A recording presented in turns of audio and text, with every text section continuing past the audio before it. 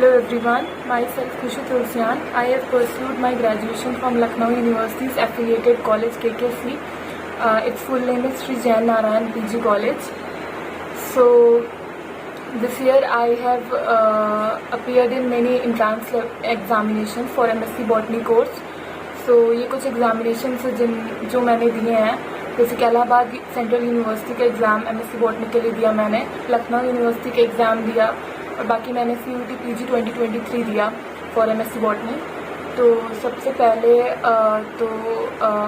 मेरे इलाहाबाद यूनिवर्सिटी में 178 मार्क्स थे, मेरे CUET PG 2023 में मेरे 194 मार्क्स थे और in Lucknow university I secured rank 3 all over with general category. So सबसे पहले तो मुझे कुछ अपने एक्सपीरियंसेस शेयर करने का मौका मिला है इस चैनल के through, botany the burning desire के थ्रू। तो आई एम थैंकफुल टू विशाल भैया फॉर दिस अपॉर्चुनिटी।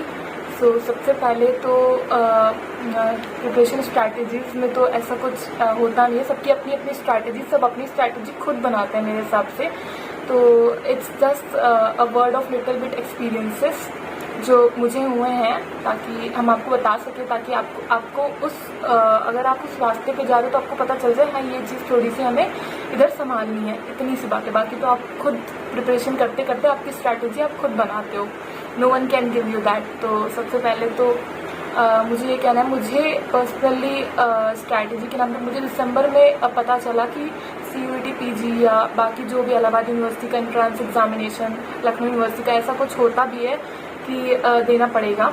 तो मैंने जहाँ से चालू किया वो जनवरी से चालू किया। मुझे दिसंबर में मैंने पूरा यूट्यूब छान मारा कि मुझे कहाँ ऐसा मिल जाए कोर्स या कुछ सीरीज़ जो अफोर्डेबल प्राइस में ज्वाइन कर लें। Of course we are middle class, so हम अफोर्ड नहीं कर सकते, बहुत सारी चीज़ें होती हैं, डर होता है एग्ज़ाम निकला तो ठीक, एग्ज़ाम नहीं निकला तो फिर तो कैसे हम इतना इजीली 10-15,000 अपने दे के जा सकते हैं। तो एट लास्ट मुझे बहुत सर्च करने पे मुझे बॉटनी द बर्निंग डिज़ायर और masters of botany Vinay sir का जो कि चैनल है, ये सब मुझे मिले। तो मुझे पता चला अच्छा ये लोग मॉक टेस्ट वगैरह ऐसे ऑर्गेनाइज करा रहे हैं, जून से जुलाई से ही करा रहे थे, बट आई वॉज लेट, तो मुझे लेट पता चला, बट ठीक है, इट्स नेवर टू लेट। तो मैंने चालू किया जनवरी 15 के बाद मैंने ज्वाइन किया मॉक टेस्ट और वहाँ से मेरी प्रिपरेशन स्ट्रैटेजी या प्रिपरेशन जर्नी स्टार्ट हुई। तो जैसे कि BSc थर्ड ईयर था तो बहुत सारी चीज़ें होती हैं। तो सबसे पहले तो आपको कहीं भी किसी भी सीरीज़ में, मेरे हिसाब से तो ये सीरीज़ बेस्ट है बॉटनी द बर्निंग डिज़ायर वाली, तो आप ये ज्वाइन कर लीजिए। सबसे पहला पॉइंट जो है ये ज्वाइन कर लीजिए। इसके बाद में आपको यहाँ जैसे जैसे नोट्स मिल रहे हों, ये सारे नोट्स आप अच्छे से पढ़िए, मॉक टेस्ट दीजिए और अपना आप लेवल देखते रहिए, चेक करते रहिए कि आप किस लेवल पे हैं। कभी भी सेकेंडली आप डीमोटिवेट मत होइए दूसरों का परफॉर्मेंस देख के, बिकॉज टाइम चेंजेस, तो आप भी कभी ऊपर आएंगे, ठीक है। तो आप ये मत सोचिएगा, तो आप ज्वाइन करिए, आप देते रहिए, आप कंटिन्यू मॉक टेस्ट दीजिए। हर संडे भैया कराते हैं मॉक टेस्ट, हर वीक होता है ये, आप करिए, अपना परफॉर्मेंस देखिए आप। और सेकेंडली आप ये करिए, तो उसके बाद में आपको अपना कॉलेज भी देखना है। तो आप कॉलेज में जो चीज़ आपको थर्ड ईयर में पढ़ाई जा रही है, आप उसके उसी टाइम पे अच्छे से नोट्स बनाइए और अच्छे से उसके MCQs लगाइए। वापस आकर घर आकर एटलीस्ट आप 150 MCQs 100 MCQs तो लगा सकते हैं मेरे हिसाब से डेली। 2 टॉपिक की भी लगाइए, कुछ भी लगाइए, क्योंकि कॉलेज को और CUET या जो भी एंट्रेंस एग्जामिनेशन है इन सबका कोर्स लगभग सेम है। तो आप ये सब अच्छे से करिए, क्योंकि अगर आप कॉलेज में ही एक बार में अच्छे से आके पढ़ लेते हैं तो आपको दोबारा से कॉम्पिटिटिव एग्जाम्स के लिए उधर पढ़ने की ज़रूरत नहीं पड़ेगी। तो आप जो मैच कर रहे हैं आप वो पढ़ लीजिए आराम से, कोई दिक्कत नहीं है। उसके बाद आप दीजिए, अपना लेवल देखते रहिए, लिखते रहिए आपकी रैंक कितनी आई है इस टेस्ट में, उसके बाद वाले टेस्ट में आपकी कितनी आई है। तो बस डीमोटिवेट नहीं होना, जब भी रैंक कम हो या कुछ हो, नंबर कम हो, ये सोचना है कि हम कैसे इसको इम्प्रूव करें, ठीक है। तो सबसे पहले तो हो गया आपका कि आपको किसी भी सीरीज़ कोर्स में अपना ज्वाइन करना है आपको। सेकेंडली आपको अपने BSc की चीज़ें अच्छे से पढ़नी है उसी टाइम, ताकि आपको दोबारा वो जाके उसमें आपको बहुत टाइम ना देना पड़े। फिर थर्ड चीज़ है रिविजन, जो कि ऑलमोस्ट सभी बताते हैं और ये बहुत इंपॉर्टेंट होता है। तो अगर आपने सेकंड पॉइंट यानी कि जो आपने नोट्स बनाने वाला और अपने अच्छे से पढ़ाई करने वाला पॉइंट पूरा किया होगा, तो आपको थर्ड रिवीजन में बहुत कम टाइम लगेगा ये आपके लिए बहुत अच्छी स्ट्रैटेजी होगी। अगर आप पहले अच्छे से पढ़ लें तो आपको रिवीजन में बहुत कम टाइम लगेगा और आप बार बार रिवीजन कर सकते हैं, रिवाइज कर सकते हैं उन सारी चीज़ों को।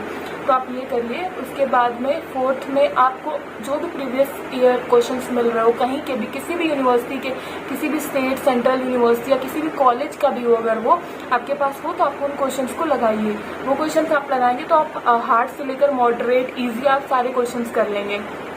तो आप वो करिए। उसके बाद में जब आप ऐसे ऐसे MCQs करते जाएंगे विद टेलीग्राम चैनल ऑल्सो आप ज्वाइन कर सकते हैं। बहुत सारे टेलीग्राम चैनल हैं, जैसे बॉडी द बर्निंग डिजायर का। यहाँ पे रोज़ आपको 7 बजे क्विज मिलेगा, 30 क्विज। उसके बाद में भैया वीडियो चैट रखते हैं जिसमें आपको एक एक क्वेश्चन का एक्सप्लेनेशन मिलेगा, या आपको जो भी डाउट हो आप उनसे डायरेक्टली पूछ सकते हैं वहीं पर।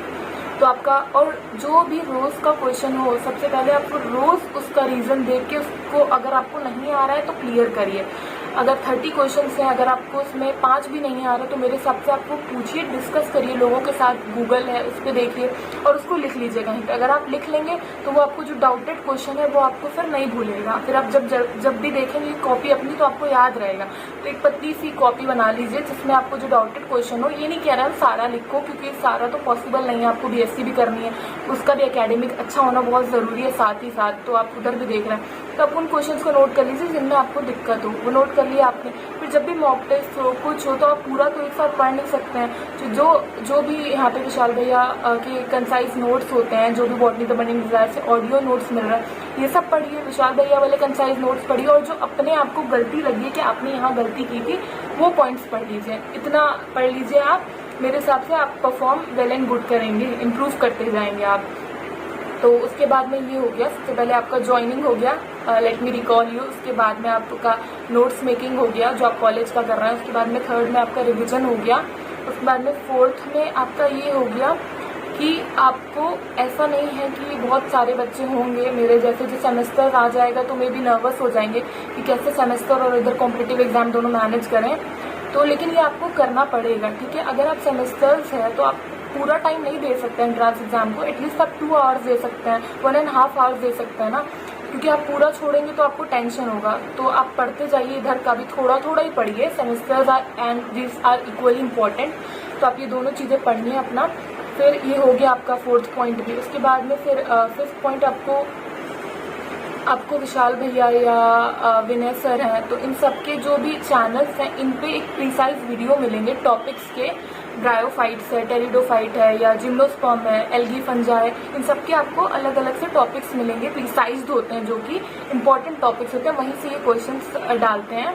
तो आप इनको देखते रहिए, रिकॉल करते रहिए। कुछ भी करिए तो रिकॉल आप कहीं भी कर सकते हैं। आप कुछ कर रहे हैं, आप ईयरफोन लगाया, आपने वो वीडियो चला दिया, वो रिकॉल हो रहा है, ठीक है, ऐसे आप कर सकते हैं। तो वो सब आप देखते रहिए, आपके ब्रेन में सब स्टोर होता जाएगा। जब आप देखेंगे तो ईजी रहेगा आपको। बहुत सारी चीज़ें बार बार रिकॉल होती हैं, तो जितने बार रिकॉल होती है वो आपके लिए उतना ही अच्छा रहता है। फिर आपको मेहनत नहीं लगती है, लगता है अरे तो बहुत ईजी है। तो उसके बाद में सबसे पहले बुक्स की बात आती है। बहुत लोग बोलते हैं आपने बुक्स कैसा फॉलो किया दीदी, ये वो।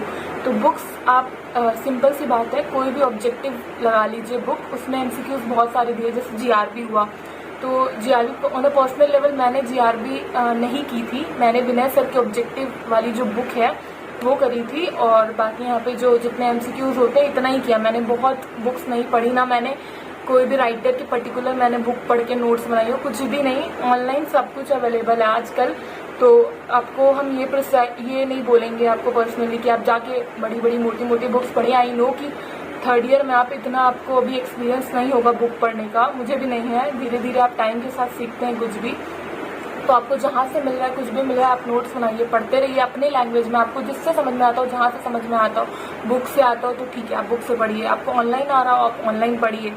आपका अलग स्ट्रैटेजी हो सकता है किसी और से, तो आपको डरना नहीं है कि नहीं ये अगर ऐसे पढ़ रहा है तो मेरा क्या होगा। बस अच्छे से अपना मोटिव रखिए। आप जब पढ़िए अच्छा पढ़िए, ये नहीं कह रहे हैं हम कि आप रोज़ पढ़िए, इतना देर पढ़िए, इतना देर पढ़िए। आपको अगर ठीक है आपको 2 डेज़ में एक बार मन करे, आप 2 डेज़ में एक बार पढ़िए, लेकिन इतना अच्छा पढ़िए कि आपको फिर वो जब आप रिविजन करें तो आपको लगे हाँ मैंने पढ़ा है ये और अच्छे से पढ़ा है, तुरंत आपको रिकॉल होने लग जाए। और जो रोज़ की क्लास होती है बॉटनी द बर्निंग डिज़ायर पे, ये तो बिल्कुल मिस मत करिए। पर्सनल ओपिनियन है मेरी, मैंने मिस नहीं किया। ये जो भैया की क्लास होती है 7 बजे, ये आप करेंगे तो आपको खुद फील होगा कि आप क्या एडवांटेज मिल रहा है इसमें। और भी लोग होते हैं, ऑल ओवर इंडिया से लोग होते हैं, हर नॉर्थ ईस्ट से लोग होते हैं, इधर यूपी से लोग होते हैं, बहुत जगह से लोग होते हैं। अलग अलग लोगों के ओपिनियंस, व्यूज़ आपको जानने को मिलते हैं कि लोग कितना प्रिपेयर हैं, तो आपको पता चलता है आप कहाँ लाई करते हो। अपने कॉलेज में तो सब टॉप पे रहते हैं, लेकिन जब आप ऑल ओवर इंडिया की बात आती है, सेंट्रल लेवल की बात आती है, तो लेवल